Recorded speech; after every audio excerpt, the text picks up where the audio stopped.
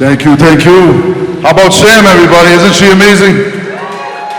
Talk about authenticity and vulnerability. Thank you, Sam. I don't know what I'm gonna do now. I might as well just tell a story.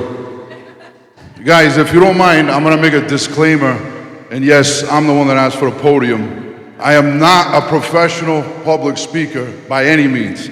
So please bear with me. The good thing is there's a time limit, so you get stuck with me for a few minutes. I'm gonna do my best. How about that? I just want to say again, I'm very grateful to be in this room with so many innovators and deal makers. I've spent a lot of time with a lot of you that are in here, and it's been very invigorating the last couple of weeks leading up to this event, to say the least. I'm going to work from my notes, if you don't mind, because again, this is not something I do professionally. So again, please bear with me. So before I tell you who I am or what I do, I want to share something deeply personal. Now, this is something I've never done before, and again, I ask you to bear with me. I recently found out something. It's not like these other stories you've heard, but it's something pretty important to me. I found out that I'm dying.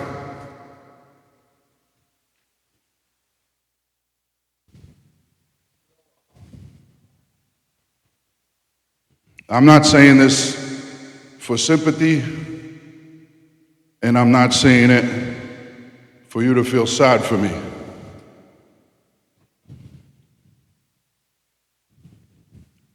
But if you'll bear with me, I want to tell you a little bit about my story and why I'm standing here today.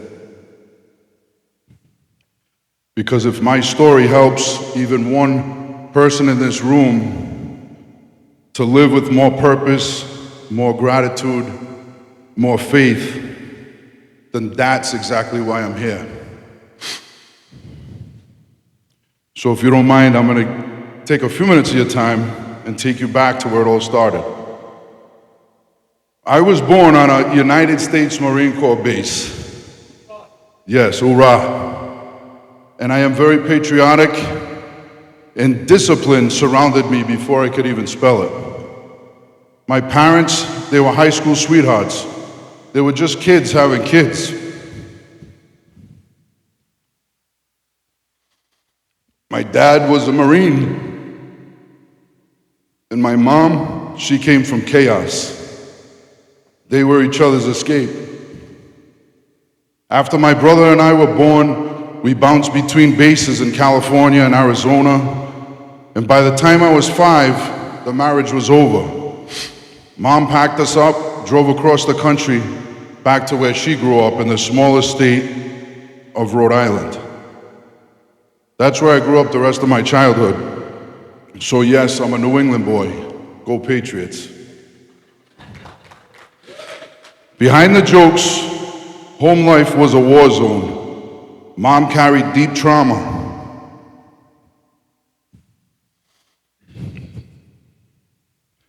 The kind that never got treated.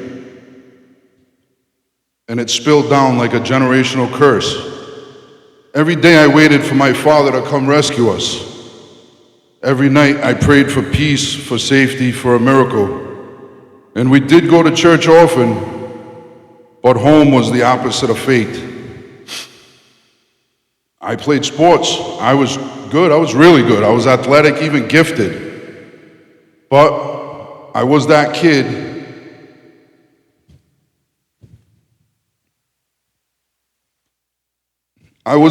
without a dad on the sidelines. I rode my bike to practice, and I had to cheer for myself. I'd see the other fathers cheering, high-fiving their boys, and I always wondered what that must feel like. Then at 13, I got the call that my biological father, whom my mother kept us apart from, had died of a massive heart attack 1 week before his 33rd birthday.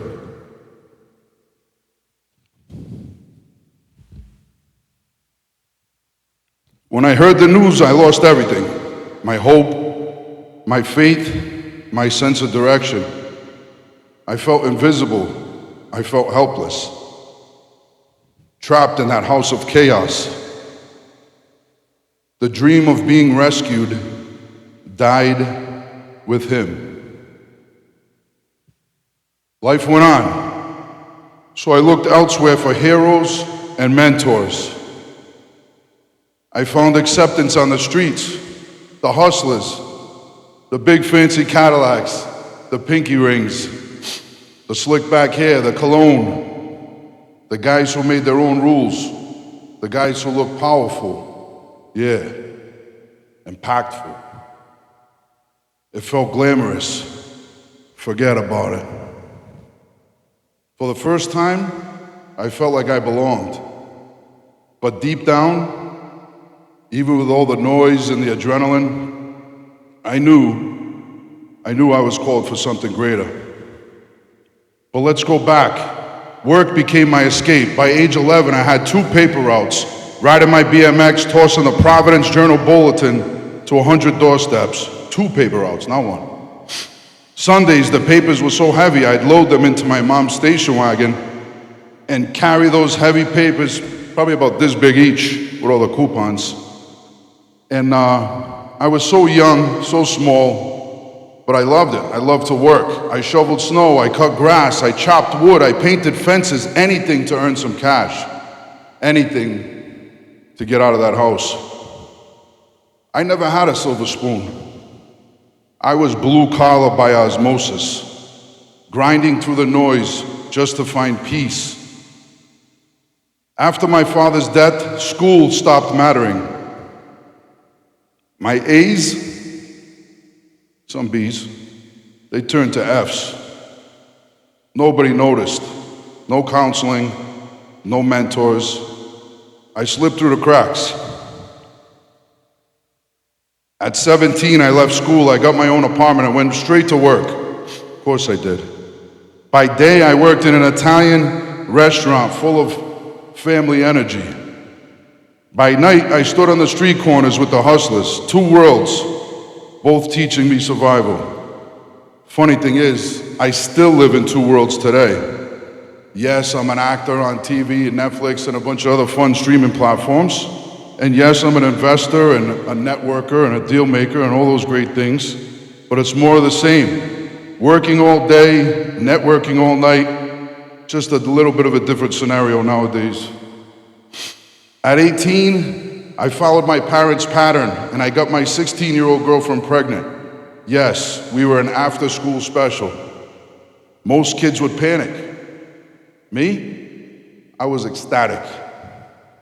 For the first time, I could give a child what I never had, a loving, hands-on father. Then came baby number 2, right away, boom, shotgun wedding. By 20, I was married with 2 kids. I worked nonstop, 90 hours a week, sacrificing my body and time so my family would never struggle. The best moments of my life were coming home exhausted, falling asleep on the couch with my 2 babies on my chest. By my mid-20s, I'd lived 3 lifetimes, and I realized something powerful. Trading time for money is a scam. At 28, I bet on myself. I took a risk. I opened my first business, a barbershop. Even though I wasn't a barber, I had no business being a barber or opening a barbershop. Within 24 hours of opening, it was packed. Politicians, athletes, celebrities, everybody came to Buster's GQ Barber Salon. I scaled it to 12 locations. I mentored dozens and dozens of young barbers, apprentices, many of whom own thriving shops today. That felt like success. But success without balance has a cost. My cars got nicer. My house got much bigger. My suits, they got sharper. My marriage, that fell apart. Divorce, it's brutal. For a father, a loving father, it's hell. It took me years to smile again. And then my son, the kid I raised on my hip, my best friend, came home and told me he joined the Army Reserves. He called from basic training. His unit was being deployed to Iraq. I was devastated. 40 years old, newly divorced, daughter's living with her mom, son headed to war. Half my barbershop business gone. Faith in pieces. That year crushed me. I tried to numb the pain, drinking, partying, pretending I was fine. But inside, I was broken. And then she appeared. Leslie. She refused to be another Domino's delivery girlfriend, hot and ready in 30 minutes, if you don't know what I mean.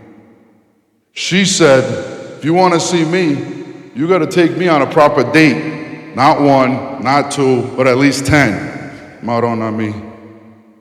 That woman polished me up, dusted me off, and reminded me who I was supposed to be. She dragged me to church. She helped me restore my faith. She even taught me how to write proper emails. Remember, I grew up with a beeper, not a phone or an iPhone.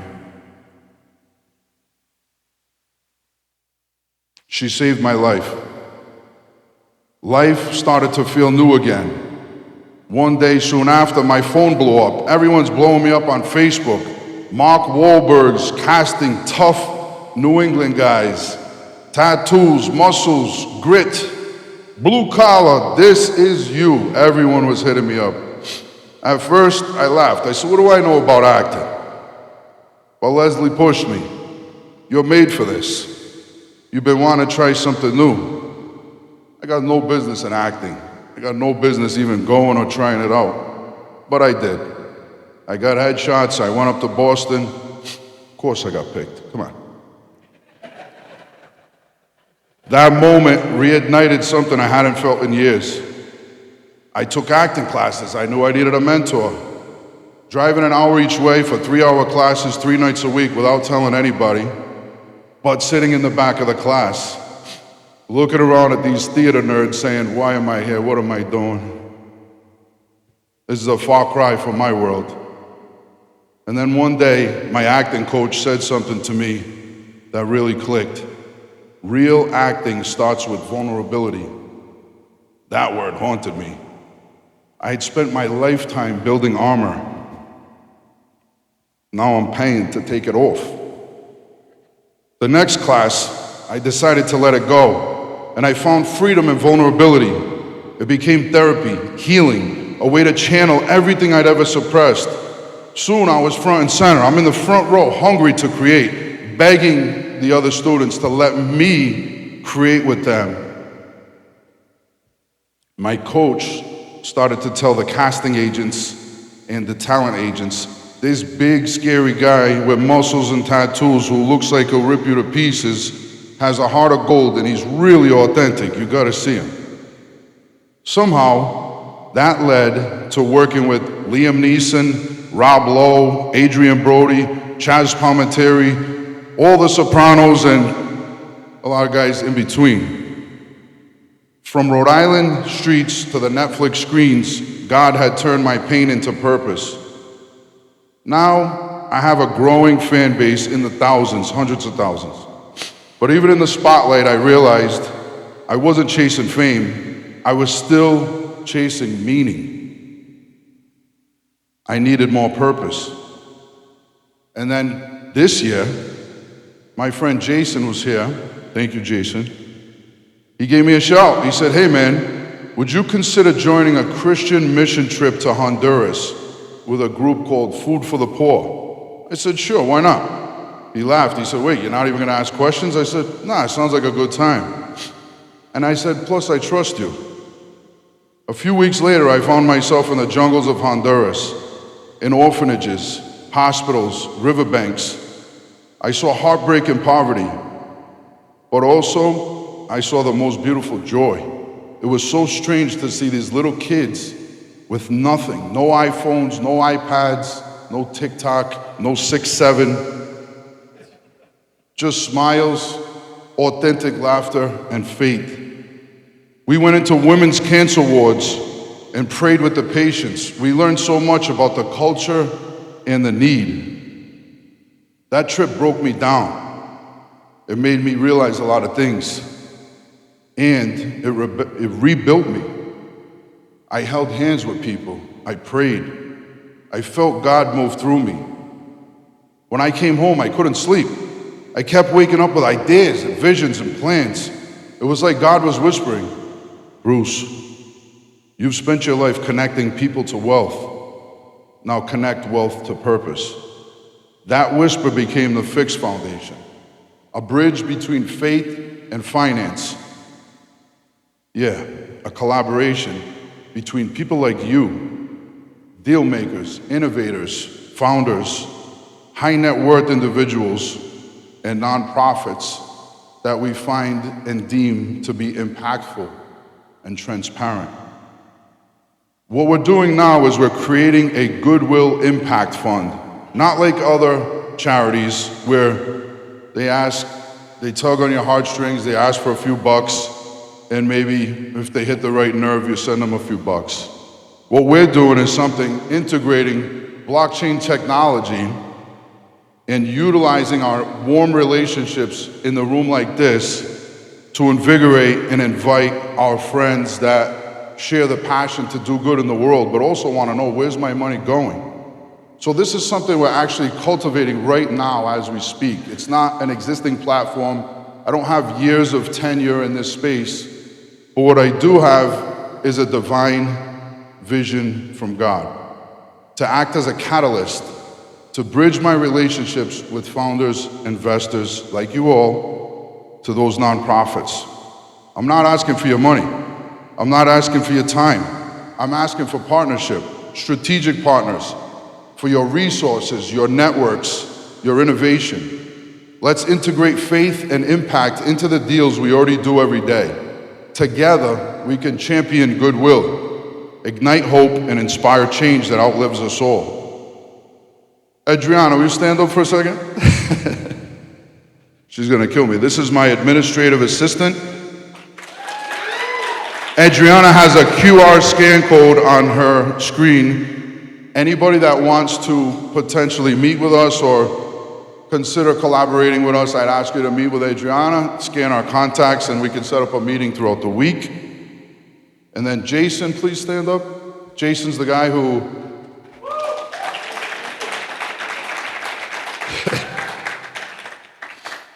he dragged me off the couch into the jungles. And what he stands for, besides a dear friend, is someone who I count on, and he represents the Hero Foundation, which is a veteran-founded, a United States military veteran-founded foundation that goes into third world countries, makes impact, utilizing and harnessing a lot of combat veterans who want to stay in the fray, we'll call it, and designing EMS services in third world countries, 911, essentially. A lot of these countries don't have it. And we are right now championing a target-specific campaign as a perfect proof of concept or use case to what the Fiixx Foundation stands for. We're raising money to purchase and to offset the shipping costs of an ambulance through a sister city collaboration with the mayor of the Chester, Pennsylvania, and the country of Paraguay. Paraguay, if you look it up, and you can actually look on this founder's website, we put some rhetoric there. Small, easy lift, under 20 G's. We were able to negotiate and use a lot of our relationships, but we're gonna follow the ball. We're gonna watch the money that we've raised in this room. So actually, congratulations, because all of you, partial proceeds from the tickets and sponsorships of this event directly impact that fund that we raised to send this ambulance to start an ambulance EMS service in the country of Paraguay. They have a very, very small EMS infrastructure, and they have a tremendous amount of need, like a lot of countries. So Jason, please stand again. Just so you see Jason. He can speak much more eloquently about that campaign. And I ask you guys to get his QR code on his phone, so if you want to get involved, I challenge you to match us. Thank you, Jason. And I'll close out. I know I said some things that maybe I struck a chord and got myself a little emotional up here. Again, I didn't do that for sympathy or sadness. I do know that my recent revelations, we'll call it, led me to realize that I need to leave a legacy of not just wealth, but of impact and of change. So when I told you earlier that I was dying, I wasn't lying.